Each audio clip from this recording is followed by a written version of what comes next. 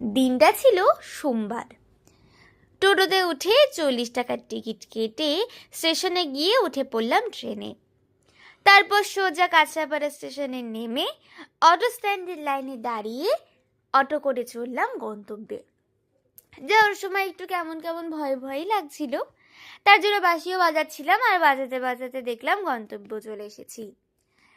তারপর সোজা দোতলা সিঁড়িতে উঠে আর ওনারা একটু চুলটা ভালো করে দেখে নিলেন, আর আমি একটু ঢং করে চলে গেলাম চুলটা ভালো করে ওয়াশ করতে। আর ওনারা বলছিলেন যে এত বড় চুলটা কেটে ফেলবে, কিন্তু কি আর করার, আমাকে তো পরিবর্তন হতেই হবে। আর দেখো টুকুস করে চুলটাও কেটে দিল, মনটা ভেঙে গেল এদিকে। আর এভাবেই তো নিজেকে পরিবর্তন করতে হয়, তাই আর কি একটু স্টাইল করে কেটে দিল, বেশ ভালোই লাগছে। আমি একটু স্টাইল করে নিলাম, তারপর ওনাদের টাটা করে বেরিয়ে পড়লাম।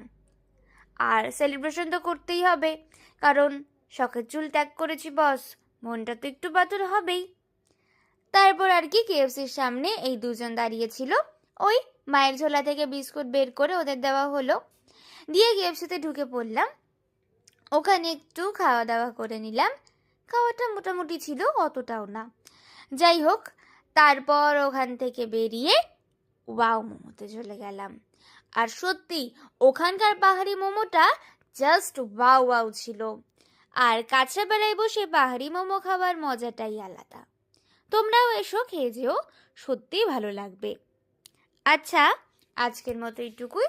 সকলে খুব ভালো থেকো, সুস্থ থেকো সবসময়। টাটা।